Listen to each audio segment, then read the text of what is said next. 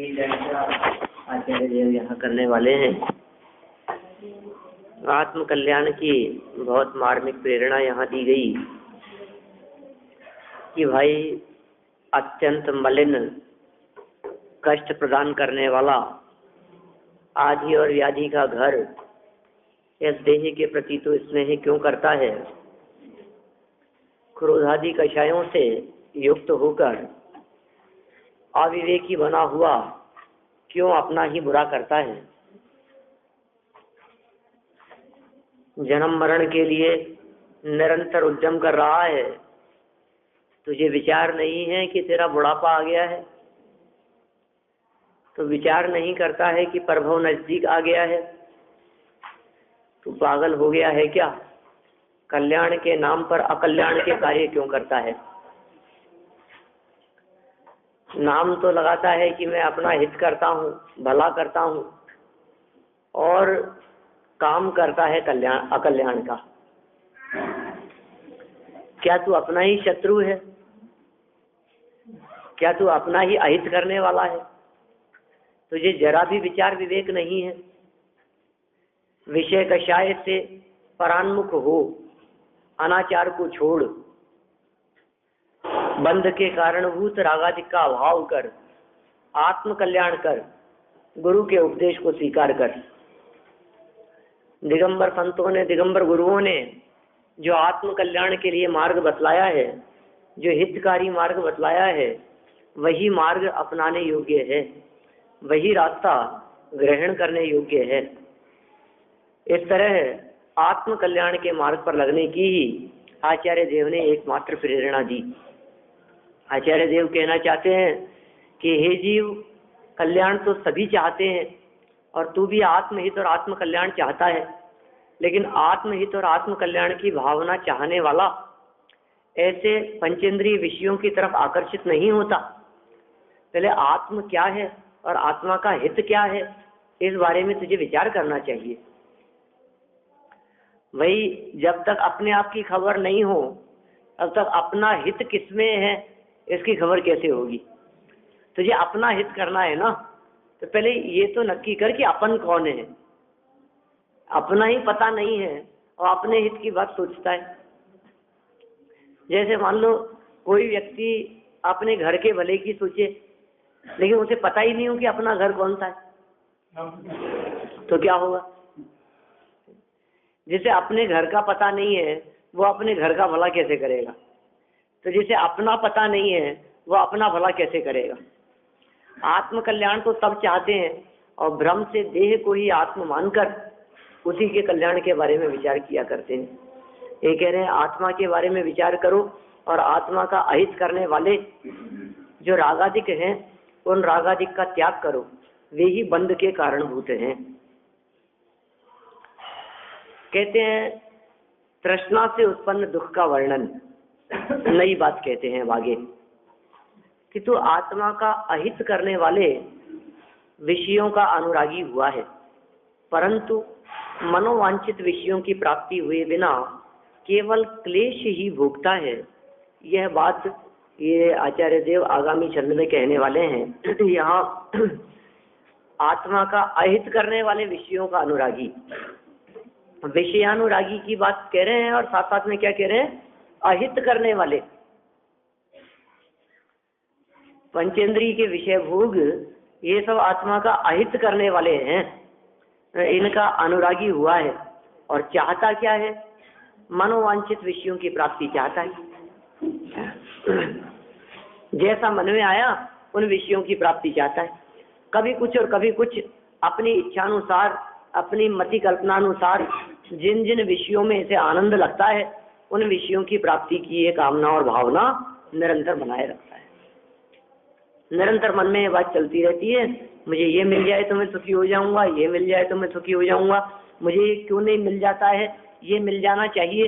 इस तरह की भावनाएं अपने मन में निरंतर बनाए रखता है, परंतु उन विषयों की पूर्ति तो होती नहीं है। और प्राप्ति नहीं होती, पूर्ति नहीं होती, तो क्लेश ही भोगता है।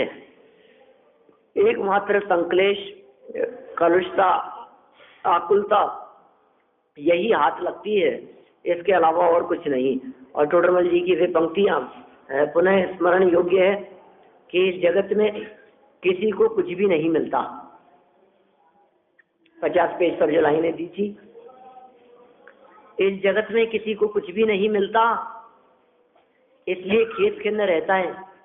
फिर आप कैसी बात करते हो, कुछ नहीं मिलता, मिलते हुए भी दिखते हैं। तो कहते हैं कभी किसी को कुछ पदार्थ मिल भी जाए कि मन के चाहे अनुसार नहीं होते। फिर कोई व्यक्ति ये बात कहे कि वे मन के चाहे अनुसार भी हो जाते हैं, तो कहते हैं कि कभी किसी को मनचाही वस्तु भी मिल जाए तो वह स्थिर नहीं रहती, इसलिए वह सदा अतृप्ति रहता है। कितनी मार्मिक लाइनें थी। मुझे ऐसे लगता है कि ऐसी पंक्तियां तो बिल्कुल अच्छे गहरे अक्षरों में घर के दरवाजे पर लिख करके रखने लायक है। मतलब हाँ,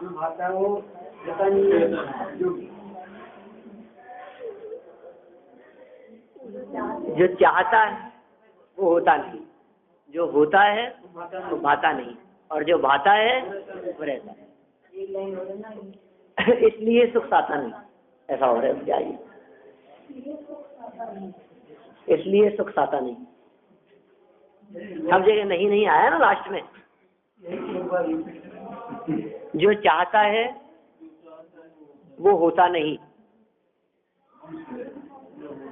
जो होता है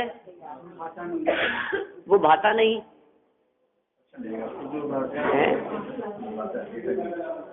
जो चाहता है वो होता नहीं, जो होता है वो भाता नहीं, जो भाता है वो रहता नहीं, इसलिए इसे सुख साता नहीं। इसलिए इसे रंच मात्र भी सुख साता नहीं है। निरंतर आकुलित बना रहता है, निरंतर दुखी बना रहता है, निरंतर परेशान रहता है। ये इसकी परेशानी का कारण है। और उस परेशानी का कारण, मूल कारण क्या था? इच्छा। क्योंकि मूल बात क्या कही थी? जो चाहता है वो होता नहीं, वहां से शुरू हुई थी ना बात। तो जो चाहता है, तो चाहता ही क्यों है? तो चाहेगा ही नहीं, तो फिर होने वाली चीज पसंद आए नहीं आए उससे क्या मतलब है? फिर बहाने नहीं बहाने की बात ही कहाँ रहती है? फिर वो सारी बातें मिट जाती है। माने पीछे से एक एक चीज से निवृत्ति लेते चले अपन, तो लास्ट में कहाँ पहुंचेंगे? किससे निवृत्त होना है? कि जो चाहता है उससे निवृत्ति होना है। इसलिए ये चाह ही दुख का कारण है, इच्छा ही दुख का कारण है, यही आकुलता की जननी है। आकुलित भयो अज्ञानधारी, जो मृग मृग तृष्णा जानी वारी। गलत राम जी की स्तुति में है ना पंक्तियां। आकुलित भयो अज्ञानधारी, अपने अज्ञान को धारण करके ये जीव निरंतर आकुलित होता रहता है, निरंतर परेशान होता रहता है। इसकी परेशानी का एकमात्र कारण आकुलता है, तृष्णा है, इच्छाएं हैं, इसलिए ये क्लेश भोगता रहता है। यह बात इस आगामी छंद में कहते हैं। शार्दूल विक्रीडित नामक ये छंद है, 55 नंबर का श्लोक, और बहुत मार्मिक बात कहते हैं। देखिए,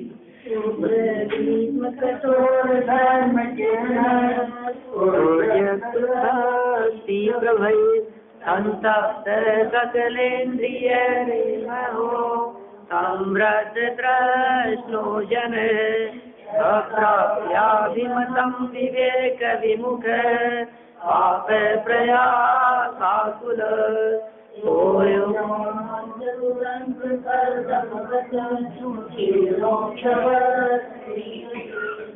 ये आधा है ना, इस तो ये नहीं है, ये सब ऊपर चला जाता है। मैंने भक्तामर स्तोत्र का पाठ करते समय भी आपको बहुत बार समझाया था।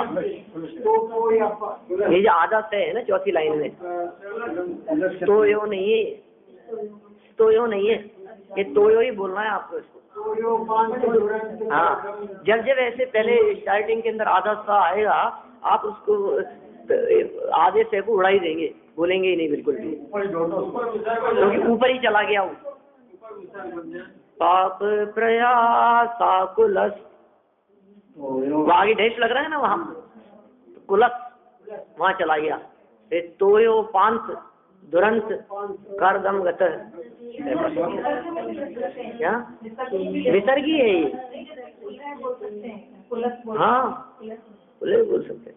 लेकिन सही है ना, तो कुलस बोलिए ना उसको, क्या दिक्कत है। संधि विच्छेद करेंगे तो कुलह ही आएगा, संधि विच्छेद करेंगे तो विसर्ग ही होगा, वो विसर्ग के लिए ये आदर्श आया है यहाँ। चलिए पद्यानुवाद देखें।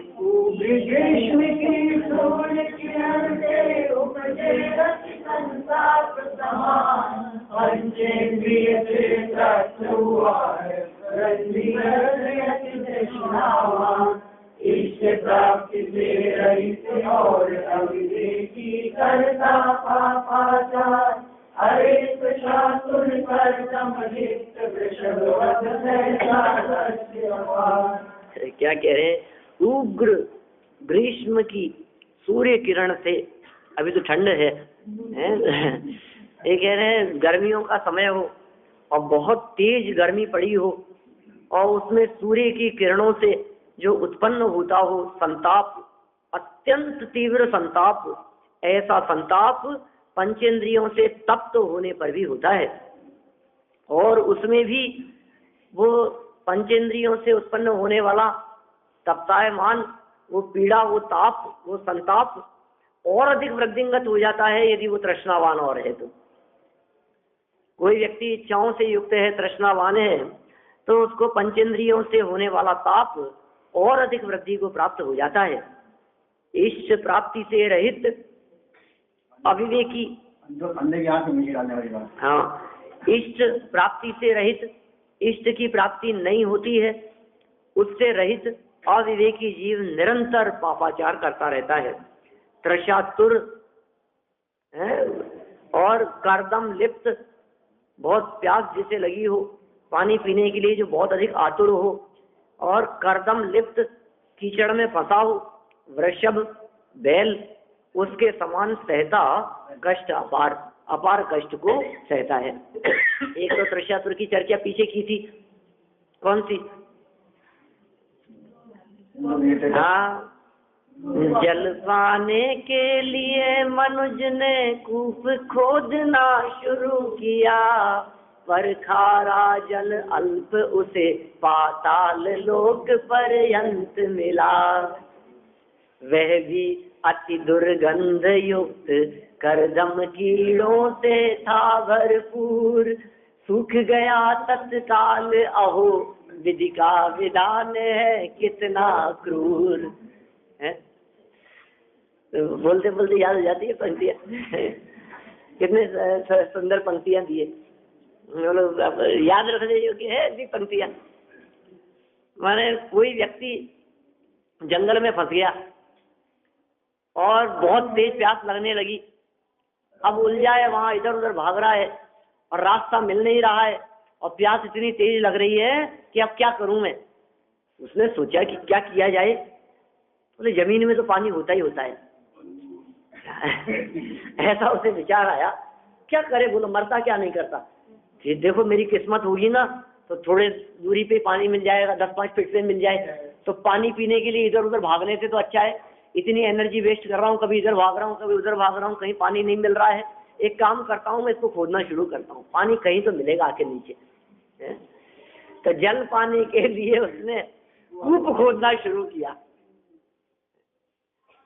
पर हुआ क्या, मिला के नहीं उसको पानी, कि मिला तो सही लेकिन कहाँ, कि पाताल लोक पर्यंत।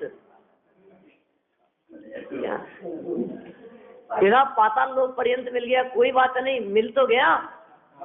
तो खारा जल अल्प उसे, अब बहुत अल्प मात्रा में, कि कोई बात नहीं, मेहनत का फल तो मिल गया, आखिर उसकी मेहनत तो रंग लाई। अरे क्या रंग लाई। क्या, वह भी अति दुर्गंध युक्त।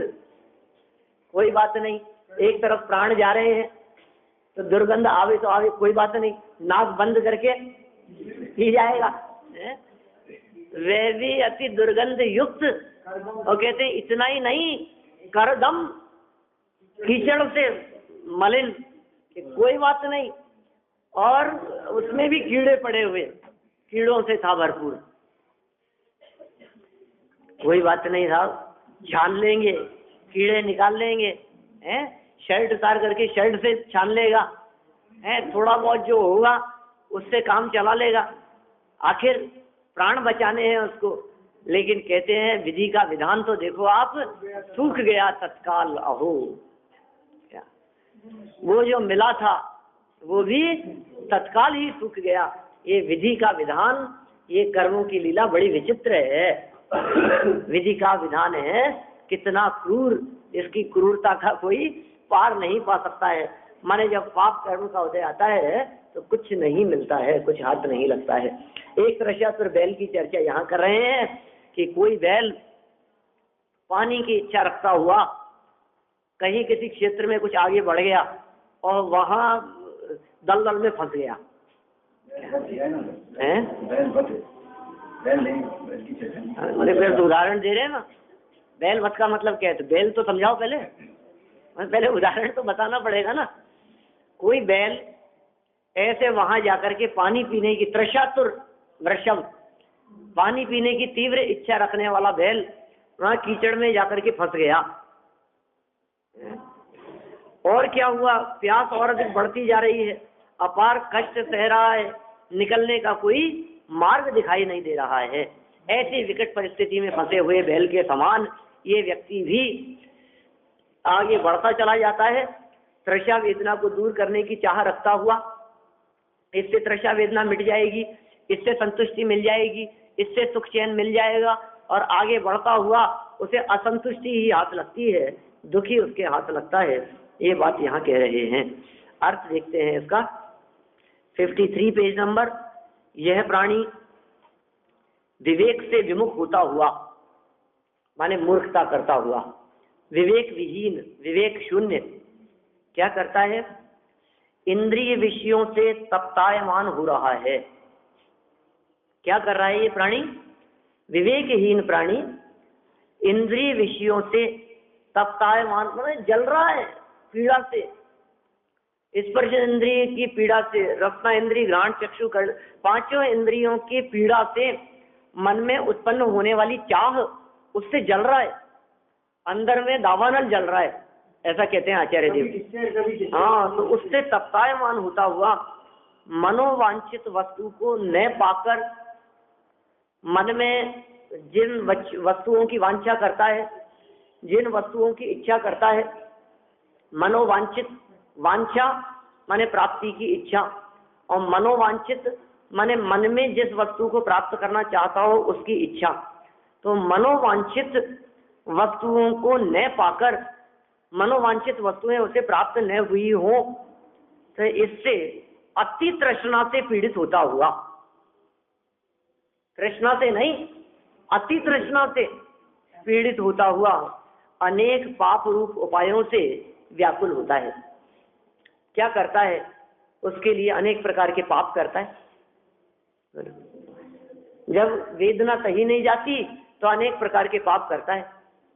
देखो, पापी जो लोग चोरी करते हुए दिखाई देते हैं, जो लोग किसी का कुछ लेकर के भागते हुए दिखाई देते हैं, वे पकड़ने आ जाएं तो कहें क्या करें, भूख का सवाल है, बोलो पेट का सवाल है। माने भूख की वेदना सही नहीं जाती तो ये जीव पाप करता हुआ देखा जाता है, ये जीव चोरी करता हुआ देखा जाता है। इसी तरह से अन्य इंद्रियों संबंधी, समझिए आप, वो इच्छा तृष्णा, उससे तृप्ति नहीं मिलती तो ये जीव पाप करने के लिए प्रयासशील होता है, अनेक उपाय करता है और उससे व्याकुल होता रहता है। उसकी दशा किस प्रकार है उसका चित्रण करते हुए यहाँ आचार्य देव कहते हैं, कीचड़ में फंसे हुए बूढ़े बैल के समान। कैसी दशा बतला रहे हैं? कीचड़ में फंसा है बूढ़ा बैल, बूढ़ा है, थोड़ा सा ताकतवर होता तो अपनी शक्ति से निकलने का प्रयास करता और निकल भी जाता।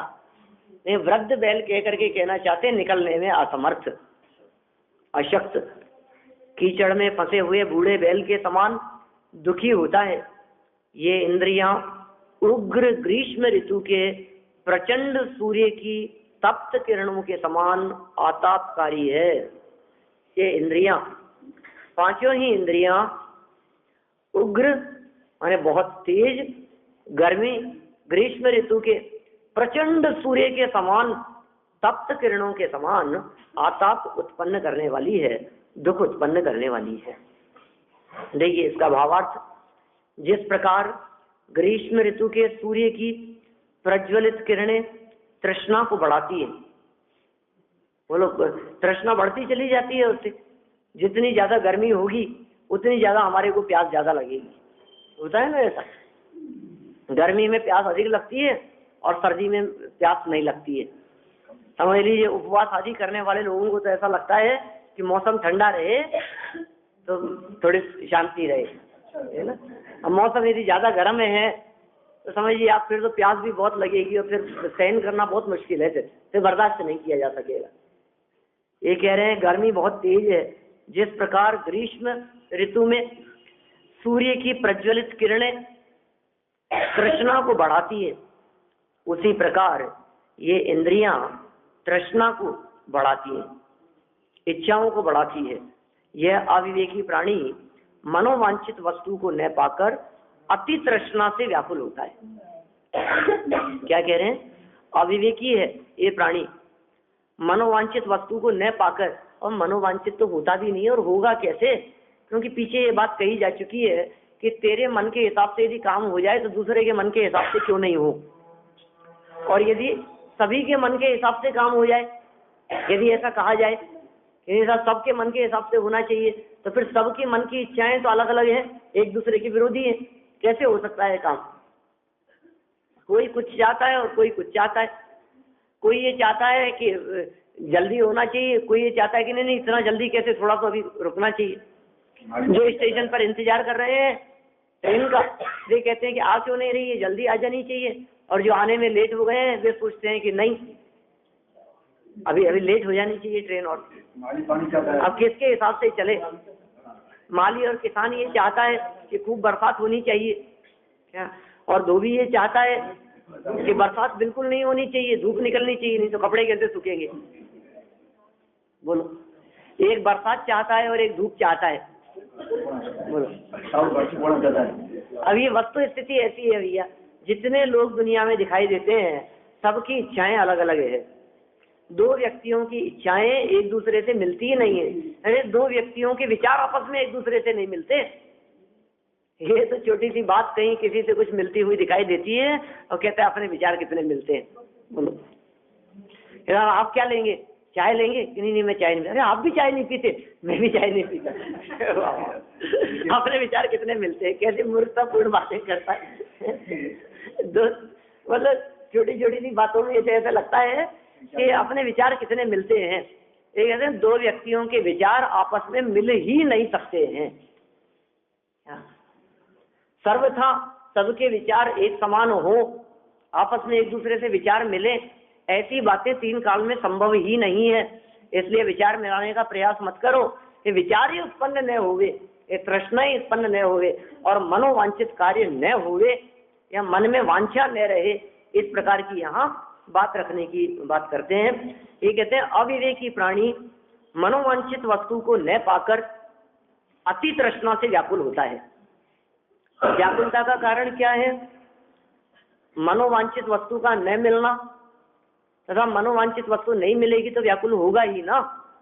तो कह रहे हैं नहीं नहीं, तुम वांछा रखते हो, यही भूल है सबसे बड़ी। वांछा ही न रखो, ये समझदारी का काम है। उदाहरण दिया, जिस प्रकार कोई बूढ़ा और दुर्बल बैल प्यास से व्याकुल होकर पानी पीने के लिए सरोवर के पास जाता है। देखो, पहले भावार्थ के मतलब पहले अर्थ के अंदर कुछ बात कही थी, अब भावार्थ के अंदर यहाँ स्पष्टीकरण कर रहे हैं उसका। जिस प्रकार कोई बूढ़ा और दुर्बल बैल प्यास से व्याकुल होकर कहाँ जाएगा?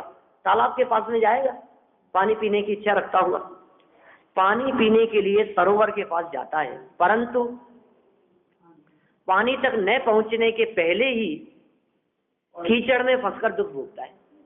अब पहुंचा ही नहीं पानी तक, पहले ही कीचड़ में फंस गया और पहुंच ही नहीं पाया। अब क्या होगा? पानी के लिए तो पीने की चाह थी उसके मन में, अति तृष्णा थी। अति तृष्णा से ऐसे शब्द दिए थे ना पीछे, क्या शब्द थे देखिए आप, अति तृष्णा ऐसे शब्द थे। अरे तृषातुर करदम लिप्त वृषभवत सहता कष्ट अपार। तृषातुर अति तृष्णा से पीड़ित होता हुआ, उसी प्रकार यह जीव विषयों के लिए उद्यम करता है।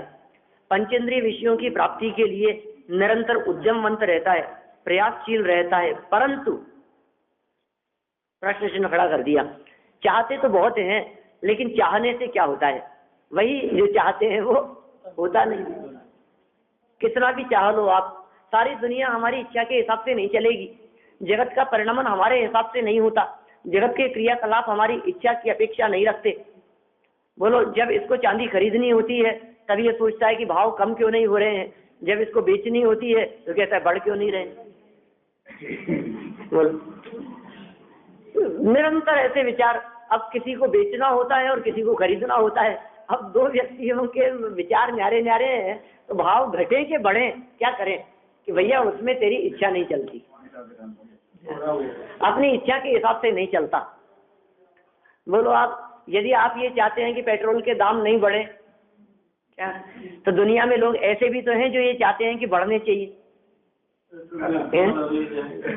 बेचने वाला तो यही चाहेगा ना कि बढ़ने चाहिए, बढ़ने चाहिए, क्यों नहीं बढ़ रहे हैं, इसको बढ़ाना चाहिए।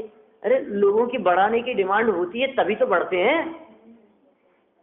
माने कुछ लोग बढ़ाना चाहते हैं, कुछ लोग घटाना चाहते हैं। नहीं नहीं नहीं, बात प्रबलता की नहीं है, बात ये कह रहे हैं कि इच्छा के अनुसार नहीं है। जगत का परिणमन तेरी इच्छा की अपेक्षा नहीं रखता, जगत में होने वाले क्रियाकलाप हमारी इच्छा के अनुसार नहीं चलते, हमारी इच्छा के अनुसार किसी वस्तु का परिणमन नहीं होगा, हर वस्तु का परिणमन स्वतंत्र है। इसलिए चाह ही एकमात्र दुख का कारण है, इच्छा और तृष्णा ही एकमात्र दुख का कारण है, ऐसा कह रहे हैं यहाँ आचार्य देव। देखिए, मनोवांछित विषयों को न पाकर दुख भोगता है, विषय तृष्णा महादुखदायक है। अब विषय तृष्णा का अर्थ अपने को ऐसे लगता है कि ये तो बहुत ऐसे लोगों की चर्चा होगी जो बहुत ज्यादा आसक्त रहते होंगे विषय भोगों को भोगने की, जिनको बहुत इच्छा होती होगी। ये उनकी बात नहीं है, ये हम सब शामिल हैं इसमें। किसी भी विषय की इच्छा मात्र। पानी आधे घंटे के लिए आता है, ज्यादा लंबे समय के लिए क्यों नहीं आता? नहीं, ठंड इतनी पड़ रही है, इतनी तेज ठंड तो नहीं पड़नी चाहिए। और महीने डेढ़ महीने पहले दिवाली के आसपास ठंडी नहीं पड़ रही है इस बार तो। देखो मैंने ये कभी कहता है ठंडी नहीं पड़ रही है, कभी कहता है इतनी ज्यादा क्यों पड़ गई है। अरे तू चाहता क्या है ये बताओ ना। बावले जैसी बातें करता है। ये कह रहे हैं दुख भोगता है, विषय तृष्णा महादुखदायक है।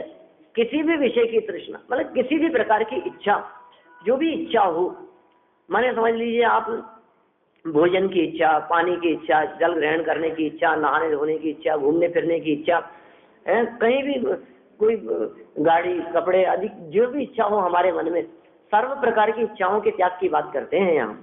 वो दुखदायक है। यह ज्ञानामृत से ही उपशांत हो सकती है।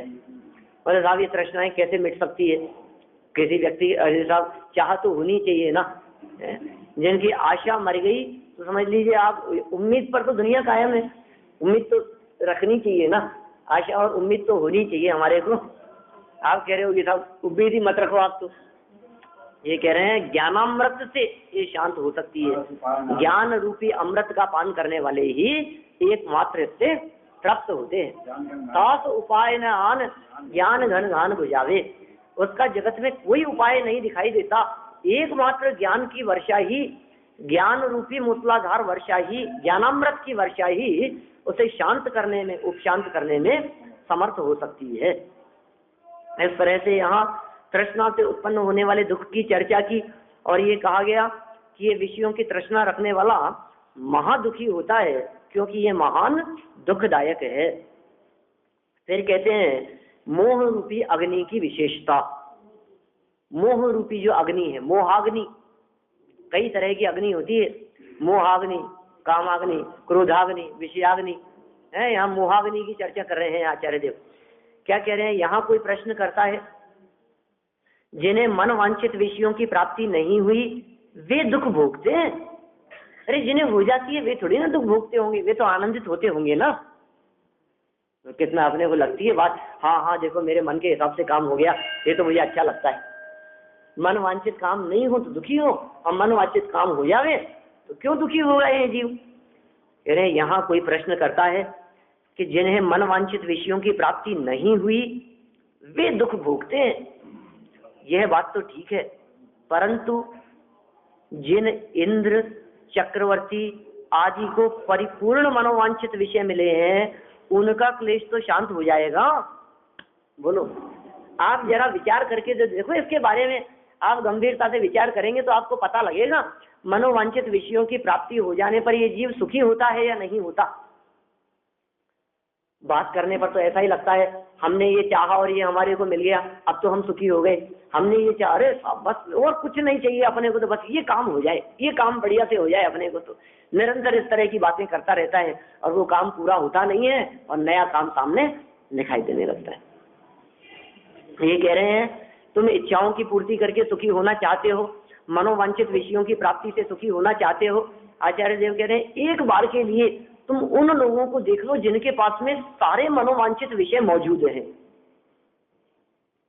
आप कौन से मनोवांछित विषयों को चाहते हैं? आप चक्रवर्ती के वैभव को देख लो, आप इंद्र के वैभव को देख लो। आप इंद्र, चक्रवर्ती आदि के वैभव को जब आप देखेंगे तो उनको जब मनोवांछित विषय मिलने के बावजूद भी उनका क्लेश शांत नहीं होता, नहीं हुआ, तो उन्हें देख करके अनुमान लगाया जा सकता है कि ये रंच मात्र भी सुख के हेतु नहीं है।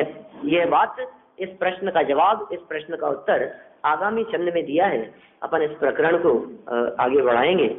तो आज कुछ उद्घाटन का कार्यक्रम है पांडुलिपि के संदर्भ में, तो 9:30 बजे का समय था, तो आ चुके हैं उधर।